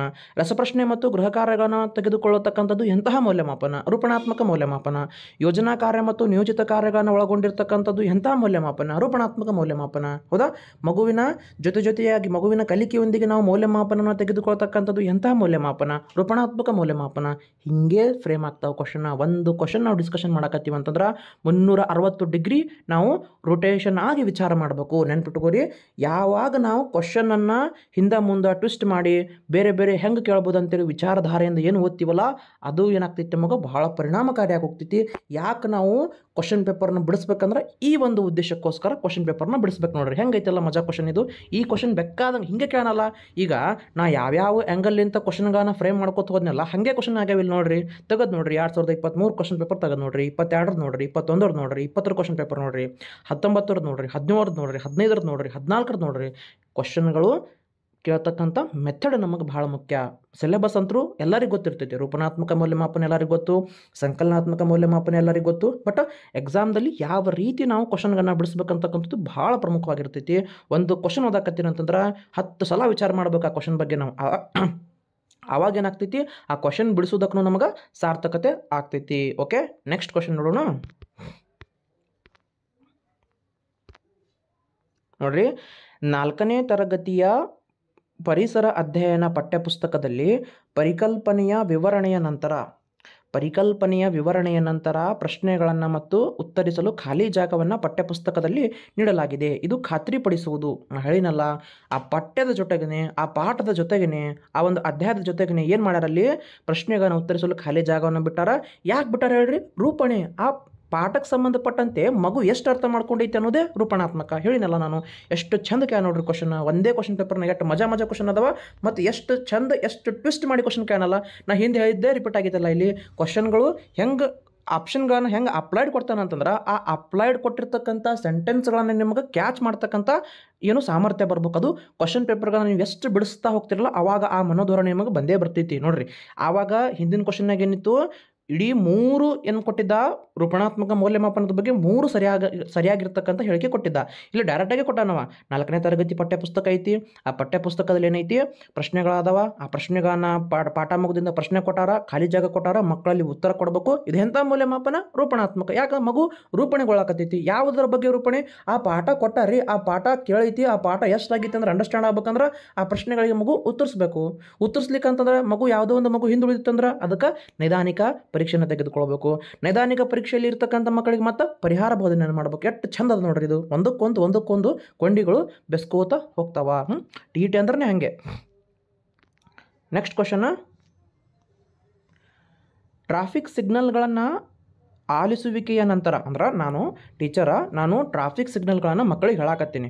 ಟ್ರಾಫಿಕ್ ಸಿಗ್ನಲ್ಗಳ ಆಲಿಸುವಿಕೆಯ ನಂತರ ವಿದ್ಯಾರ್ಥಿಯೊಬ್ಬ ಏನು ಮಾಡ್ತಾನೆ, ಜಿಬ್ರಾ ಕ್ರಾಸಿಂಗನ್ನು ವೀಕ್ಷಿಸುತ್ತಾನೆ ಹಾಗೂ ಸಿಗ್ನಲ್ ದೀಪಗಳು ಮತ್ತು ಜಿಬ್ರಾ ಕ್ರಾಸಿಂಗ್ಗಳ ನಡುವಿನ ಸಂಬಂಧವನ್ನು ಕಂಡುಕೊಳ್ಳುತ್ತಾನೆ. 5 ಮಾದರಿಯ ವಿಧಾನದಲ್ಲಿ ಯಾವುದು ಈ ಅನ್ನು ಗುರುತಿಸಿ. ಇದ್ರಾಗ ಯಾವುದು ಇಲಾಬೋರೇಟ್, ಅವ ಏನು ಮಾಡಕತ್ತಾನ, ವಿಸ್ತರಣೆ ಮಾಡಕತ್ತಾನ. ಅಂದ್ರೆ ನಾನು ವಿಸ್ತರಣೆ ಬಗ್ಗೆ ಎಷ್ಟು ಸಲ ಕ್ವಶನ್ ಆಗಿತ್ತು ನೋಡ್ರಿ, ಒಂದು ಫಿಕ್ಸ್ ಕ್ವಶನ್ ನೋಡ್ರಿ. ಈ 5 ಮಾಡೆಲ್ ಮ್ಯಾಗ engage, explore, explain, elaborate and evaluation ಬಗ್ಗೆ ಒಂದಲ್ಲ ಒಂದು ನೋಡ್ರಿ 2023 ಜೋಡಿಸಿರಿ ಅಂತ ಕೊಟ್ಟಾನ. ಅಂದ್ರೆ ಹೊಂದಿಸಿ ಬರೀರಿ, ABC ಜೋಡಿಸಿರಿ ಅಂತ ಕೊಟ್ಟಾನ. ಒಂದು ಕಡೆ ಏನು ಕೇಳಾನ, 5 ಮಾದರಿ ಹಂತಗಳನ್ನು ಸರಿಯಾದ ಅನುಕ್ರಮದಲ್ಲಿ ಬರೀರಿ ಅಂತ ಕೊಟ್ಟಾನ, ಹಿಂದೆ ಮುಂದೆ ಮಾಡಿ ಕೊಡ್ತಾನೆ. ಯಾವ ಬೇಕಾದಂಗೆ ಕ್ವಶನ್ ಅನ್ನು ಕೇಳ್ಬೋದು, ಬಟ್ 5 ಮಾದರಿಯ ಮೇಲೆ ಒಂದು ಪ್ರಶ್ನೆಯನ್ನು ಇಟ್ಟೇ ಇಡ್ತಾನೆ. ನೆನಪಿಟ್ಕೋರಿ. ಏನಿಲ್ಲ, ಜಿಬ್ರಾ ಕ್ರಾಸಿಂಗ್ ನಾವು ಪಾಠದಾಗ ಕಲ್ತ ಮಾಡ್ಕತ್ತಾನ, ಅದನ್ನು ಅಳವಡಿಸ್ಕೊಳಕತ್ತಾನ ಅಂದ್ರೆ ವಿಸ್ತರಣೆ ಮಾಡಕತ್ತಾನವ. ಹೌದಾ, ಸರ್ ಹೇಳಿದ್ದನ್ನು ಮತ್ತೇನು ಮಾಡಕತ್ತಾನವ, ಅಲ್ಲಿ ಜಿಬ್ರಾ ಕ್ರಾಸಿಂಗ್ ನಡುವಿನ ಸಂಬಂಧವನ್ನು ಕಂಡುಕೊಳ್ಳಕತ್ತಾನವ. ಅಲ್ಲಿ ನಾನು ಕ್ಲಾಸ್ನಾಗ ಹೇಳಿದ್ದನ್ನು ಮತ್ತು ರಿಯಾಲಿಟಿಯಲ್ಲಿ ಸಂಬಂಧವನ್ನು ಕಲ್ಪಿಸ್ಕೊಳಕತ್ತಾನ ಅಂದ್ರೆ ಅವ ವಿಸ್ತರಿಸಕತ್ತಾನ, ಇಲಾಬೊರೇಟ್ ಮಾಡಕತ್ತಾನ, ಇಲಾಬೊರೇಟ್ ಆತ ಮಗು ಮಾಡಕತ್ತಾನ. ಓಕೆ, ಇಲ್ಲಿ ಸರಿಯಾಗಿರ್ತಕ್ಕಂಥದ್ದು ಆಪ್ಷನ್ ಸಂಖ್ಯೆ 4. ಓಕೆ, ನೆಕ್ಸ್ಟ್ ಕ್ವಶನ್, ಕೊನೆಯ ಪ್ರಶ್ನೆ. ಪ್ರಯೋಗದ ನಂತರ ವಿದ್ಯಾರ್ಥಿಗಳ ಗುಂಪೊಂದು ಪ್ರಯೋಗದ ಮೇಜನ್ನು ಸ್ವಚ್ಛಗೊಳಿಸುತ್ತಾರೆ ಮತ್ತು ಪ್ರಾಯೋಗಿಕ ಉಪಕರಣಗಳನ್ನು ಅವುಗಳ ನಿಗದಿತ ಸ್ಥಳದಲ್ಲಿ ವ್ಯವಸ್ಥಿತವಾಗಿ ಜೋಡಿಸುತ್ತಾರೆ. ಇದು ತೋರಿಸುವುದು ಎಂತಹ ಮೌಲ್ಯ? ಎಷ್ಟು ಚಂದ ಕೇಳ್ರಿ, ಎಷ್ಟು ಮಜಾ ಕೇಳ ನೋಡ್ರಿ. ಚಾರಿತ್ರಿಕ ಮೌಲ್ಯ ಕೇಳೋಣ, ಹೌದಾ, ಚಾರಿತ್ರಿಕ ಮೌಲ್ಯ ಆಗಿಂದ ನೈತಿಕ ಮೌಲ್ಯ ಕೇಳೋಣ. ಈಗ ಸೌಂದರ್ಯ ಮೌಲ್ಯ. ಸೌಂದರ್ಯ ಮೌಲ್ಯ ಏನು ಹೇಳ್ತೈತಿ? ಮಗುವನ್ನು ಶಿಸ್ತುಬದ್ಧವಾಗಿ ತರಗತಿಯಲ್ಲಿ ನಿರ್ಮಾಣ ಮಾಡುವುದು ಶಿಕ್ಷಕನ ಕಾರ್ಯ ಅಲ್ಲ. ಅಲ್ಲಿ ಬಹಳಷ್ಟು ಮೌಲ್ಯಗಳು ಬರ್ತಾವ.